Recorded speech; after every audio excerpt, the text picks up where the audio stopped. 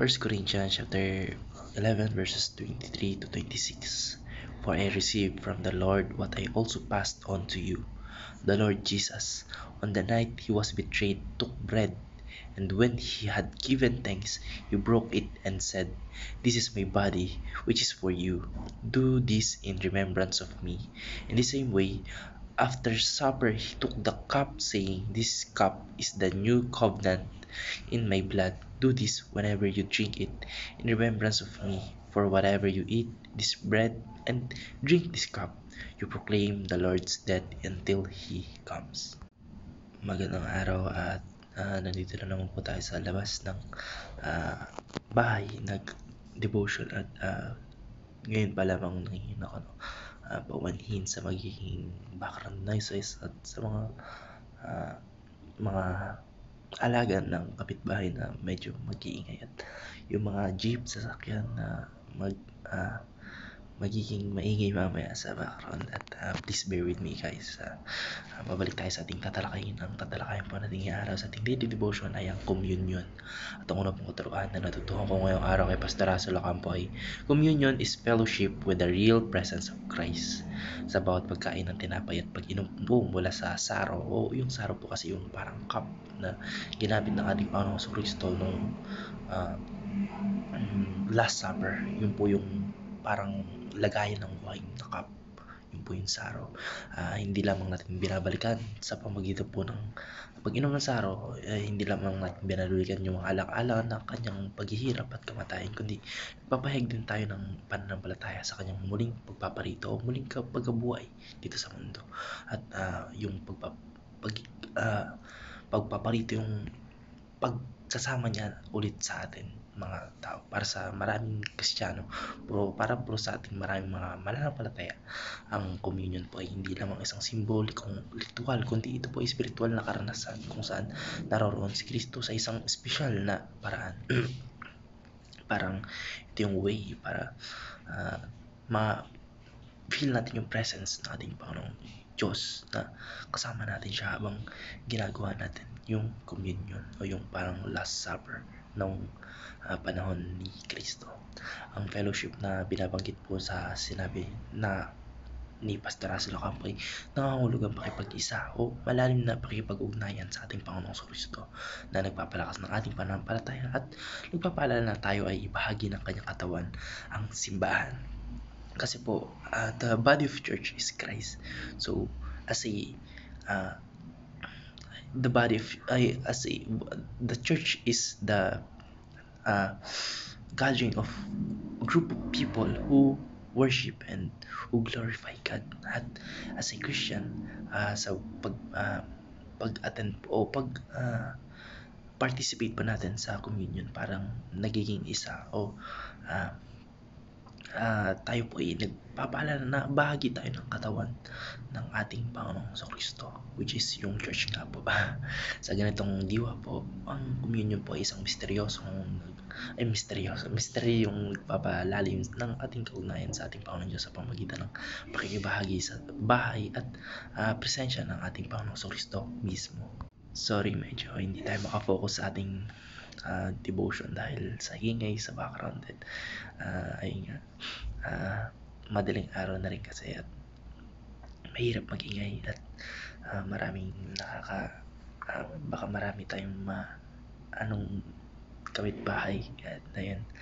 I'll minimize my voice na lang and then sorry if hindi ito maririnig na konti, pero please bear with me guys. I'll do my best to deliberate my reflection clearly and precisely, and sorry sa mga background noises ulit. At mabalik tayo sa ating tatalakayin. Ang natutuhan ko noon po sa pangalawang katuruan ni Pastor Russell Ocampo, communion is a remembrance of the death and resurrection of Christ Jesus until He comes again. Sa tuwing ginugunita po natin yung banal na hapunan o yung communion, inaalala po natin yung sakripisyo ng ating Panginoong Kristo doon sa krus ng Kalbaryo at yung kanyang muling pagkabuhay na nagbibigay ng kaligtasan at bagong buhay sa ating mga tao o sa buong sangkatauhan. I'm sorry guys. Ang tinapay po ay sumasagisag ng kanyang katawan o yung katawang binayubay at ipinakaw sa krus. Yung nagpakahirap para saluin yung ating kasalanan, yung kabayaran ng kasalanan na nararapat na nating mga tao. Lahat po yun, lahat ng yun ay tiniis at inako ng ating Panginoong Kristo para tayo po iligtas, para po makamit natin yung salvation. Sa tuwing naalala ko po yun at sa tuwing narinig ko po yun sa church, parang nananayo yung balahibo ko kasi grabe yun ginawa ng ating Panginoon. Grabe yung sacrifice na ginawa niya para sa ating mga tao. Yung parang i-imagine mo pa lang, ganun yung description sa Bible mismo, yung ganung pagpapahirap yung ginawa sa kanya. Sobrang hirap. Para lang iligtas tayong mga makasalanan. Isipin niyo po, ito meron kang anak. Ganito yung anak for God, John 3:16, ganito po yung nangyayari sa yung intindi ko sa John 3:16 at dito po sobrang na-mesmerize ako sa love na ipinakita ng ating Panginoon Diyos. For God so loved the earth that He gave His only begotten Son. Only begotten Son. Isipin niyo po yun, yung nag-iisang anak niya. Ikaw, kung tayo pong mga tao, kung isipin po natin, ibibigay po natin yung anak natin para mabuhay, o isasakripisyo natin yung anak natin para mabuhay yung makasalanang tao, kriminal, murder, sinungaling, yung magnanakaw, etc. Lahat ng kasalanan. Isipin mo na ipagpapalit mo yung anak mo para doon sa taong yun. Sobrang hirap. Walang makakagawa nun kundi ang ating Panginoon Diyos lamang. At ang ating Panginoon Kristo po, lahat ng kasalanan na yun, hinarap niya, inako niya lahat ng mga kaparusahan na nararapat sa kasalanan na yun. Inako niya para ligtas tayong mga tao. Kaya kapag naalala ko po yung kung gaano kalaking sakripisyo yung binigay sa atin ng ating Panginoong Kristo para iligtas yung sangkatauhan at magkaroon tayo ng bagong buhay, sobrang nakakaantig at nakakatouch ng puso. Mas gusto ko pang mas lalong mas ginaganahan ako sambahin ang ating Panginoong Kristo dahil doon. Mabalik po tayo. Ang tinapay po ay sumasagisag sa kanyang katawan o sa katawang ipinako ng ating Panginoong Kristo doon sa krus ng Kalbaryo, at yung saro naman po ay sumasagisag sa kanyang dugo na nabuhos para sa kapatawaran ng kasalanan. At sa tuwing ginagawa po ito nating mga Kristiyano o nating mga mananampalataya, hindi lamang natin inaalala yung kanyang sakripisyo ng ating Panginoong Kristo, kundi pinapahayag din natin na ang ating pananampalataya sa pagkatagumpay ng ating Panginoong Kristo laban sa kamatayan sa pamamagitan ng kanyang muling pagkabuhay.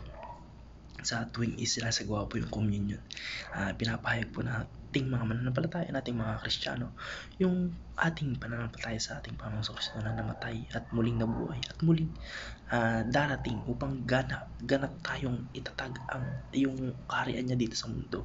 Yung babalik siya para hindi na para isalba ulit tayo, kundi para itatag niya na mismo yung kaharian niya dito sa mundo. Kaya ang communion po sa makatuwid ay hindi lamang isang ritual o paggunita ng ritual, kundi ito po ay isang pagsasama-sama nating mga mananampalataya sa pananampalataya, sa pag-asa at sa paghihintay ng muling pagbabalik ng ating Panginoong Kristo. Kaya sa ganitong paraan po, ang communion po ay nagiging isang makapangyarihang simbolo ng ating kaligtasan at ng ating pag-asa sa hinaharap o in the future.